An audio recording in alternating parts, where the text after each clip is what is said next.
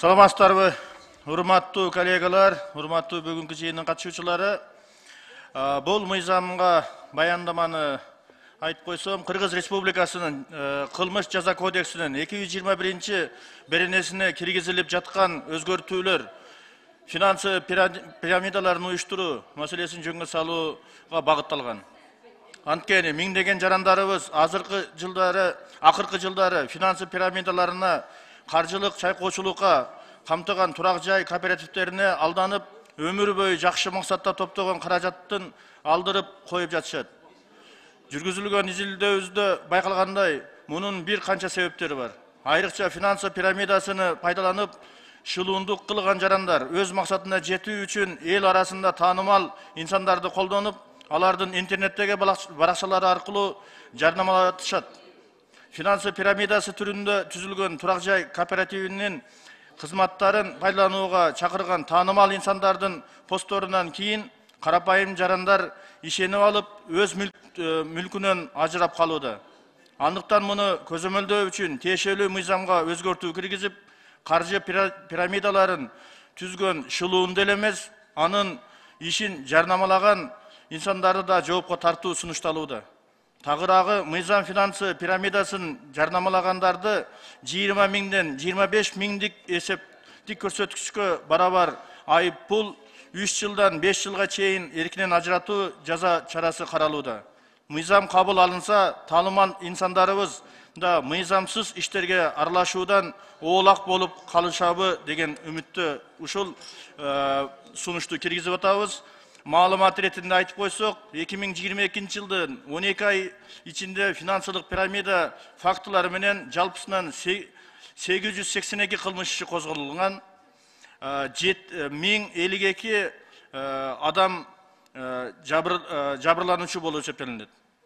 Жалпы суммасы 273 миллион 24 миң 496 сомду жана 1 миллион 579 миң 588 акш долларын түзөт. Ошондуктан, урматтуу депутаттар, ушул мыйзам долбооруну өзгөртүүлөрдү колдоп берсеңиздер деп суранабыз. Суроолор болсо жооп берүүгө даярбыз. Урматтуу депутаттар, сиздерге маалым болгондой, бул мыйзам долбоору биринчи окууга киргизилип атат, концептин карап атабыз. Суроо сунуштарыңыздар барбы? Суроо бар. Аппарат табло ачыңыздар.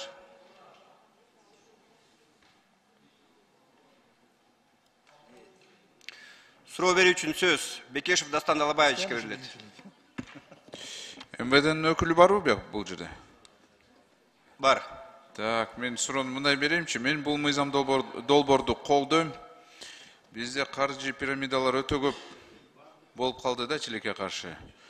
Азыр мына Алтын коин өткөн жумада уюштуруучуларды кармадыңар. Ушундай коиндер боюнча дагы тапсаңар, себеп шылымдар өтө көп болуп калды да. Жөн воздухту сатып атышат да.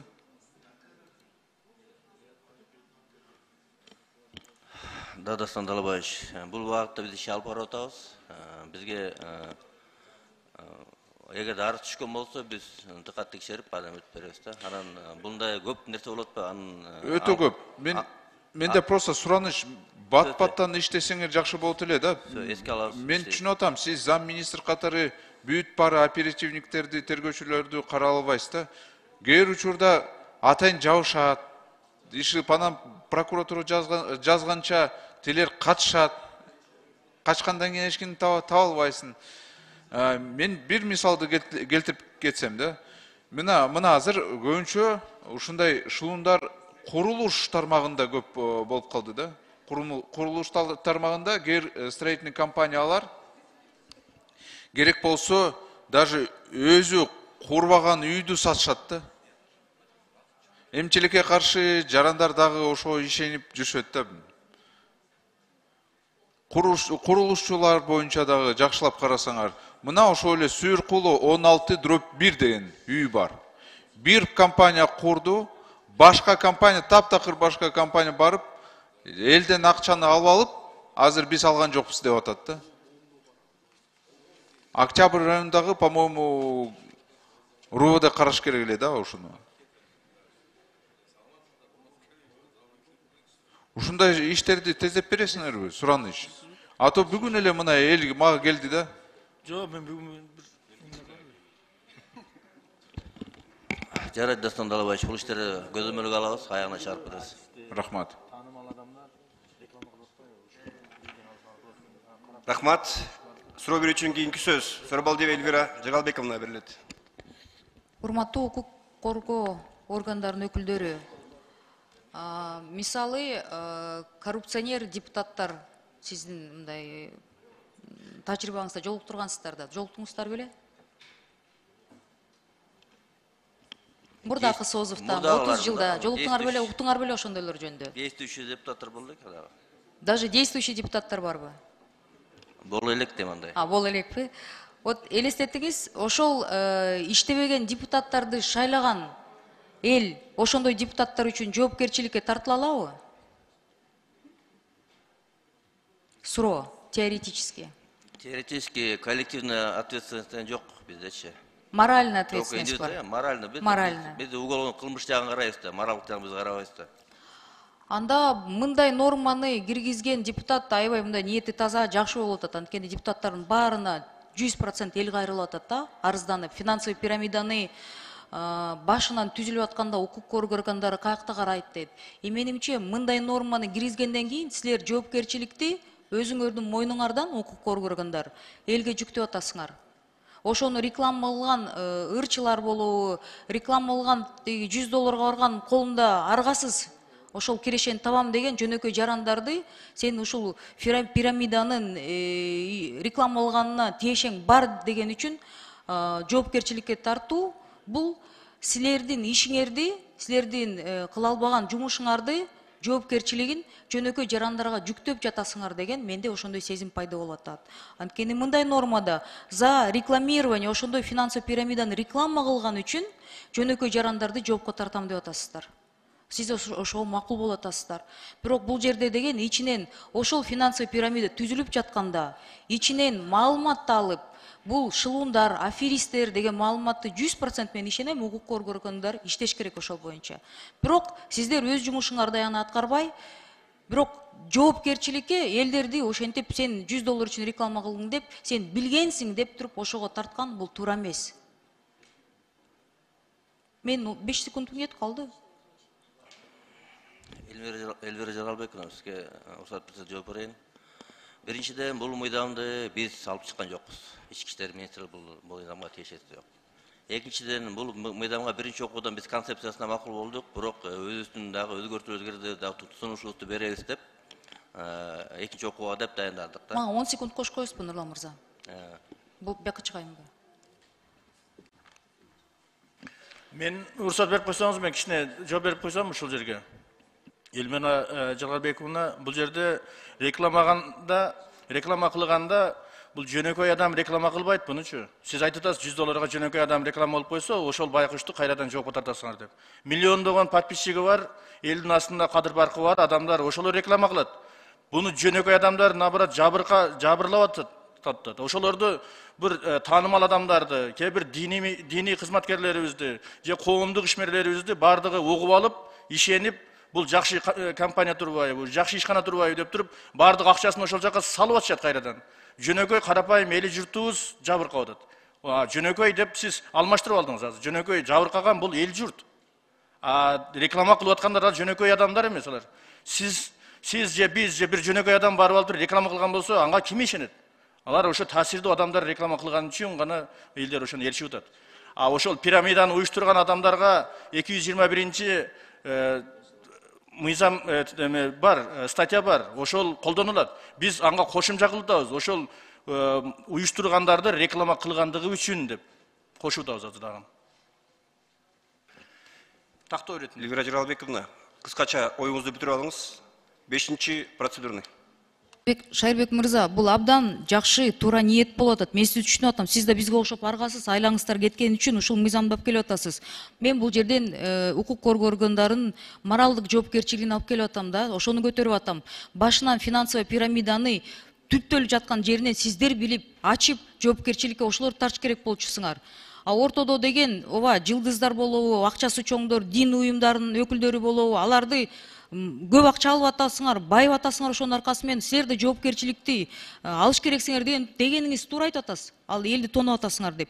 Менимче бирок ошол эле учурда вы недостаточно работаете деген үчүн аргасыз жогорку кеңештин депутаты мындай мыйзамдап келип атат деп мен пикирим ошол болчу. Рахмат. Рахмат. Кийинки сөз Чойбеков Бактыбек Каныбековичке берилет. Рахмат, урматтуу төрага. Шайырбек Кыдыршаевич эң туура бүгүнкү күндүн талабына ылайык сунуш киргизип атат. Мыйзамга өзгөртүүнү буну колдошубуз керек. Бардыгыбыз анткени бүгүн биздин карапайым элибиз, ишенчек элибиз ушул жарнаманын негизинен канча деген элдер өзү акчаларын алдырып кыйналып аткан учурда. Анан менде бир тактоо иретинде Шайырбек мырза айтып коюңузчу, бул 20 миңден 25 миңге чейинки өлчөмдөгү айып пул салынат деп атат да. Бул жана 3 жылдан 5 жылга кесилгенден кийин салынабы же бул өзүнчө эле муну киргизип атасыздарбы? Бул жерде биз мыйзамга өзгөртүү киргизгенде 20 миңден 25 миңге чейинки эсептик көрсөткүч деп киргизгенбиз. Но бирок мыйзамда жазылгандай кичине азайтканга туура келет экен буну. 200-дүк эсептик көрсөткүчтөн жогору кылбаш керек экен. Биринчи, анан кийин экинчи окууда буну өзгөртүүлөрдү оңдойбуз. Бул жерде же дегени жок. Ушул жерде чогуу барат. Бул жерде ошончо штрафты төлөп туруп, анан кийин бул жерде кетирген көбүрөөк дагы кылмышы болгон болсо, бул 3 жылдан 5 жылга чейин эмес укугунан ажырайт. Эгерде чын эле анын мыйзам бузуусу такталса, ушул мен сунушумда 3 жыл менен 5 жылды калтырып эле дагы үстүнө ушул айып пулун да салсак туура болмок да. Туура. Жоопкерчиликти бекем жооптуу болмок да, ошондо бул нерселерге барбайт болчу да. Анан укук коргоо органдары эгерде чын эле булар биле турган болсо, буга чейин алып барып отургузуп коймок. Буларда дагы ошол жакшы ниетте мыйзам түрүндө ачылып атат да Минюстан. Ошон үчүн дыкаттык чогуу иш алып барсак, Кудай буйрса жакшы мыйзам кылып алсак, бул ишке ашып, көбү баягы сиз айтып аткан реклама кылып аткандар да барбайт эле да бул ишке. Мыйзамды колдойлу, урматтуу депутаттар, баарыңыздарды чакырып кетем. Рахмат.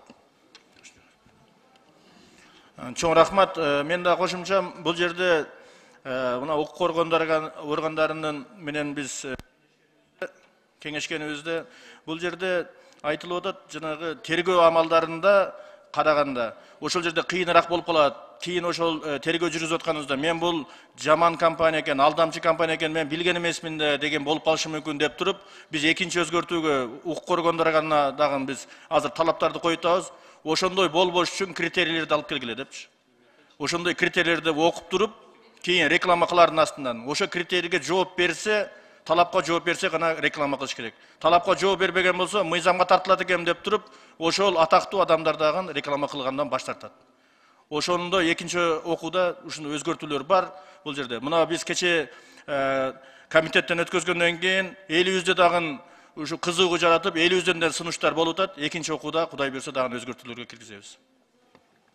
Рахмат. Берсеңиз сурайбыз. Чоң рахмат. Башка суроо жооп жок. 5-чи процедурный. Рахмат, Нурлан Асанбекович.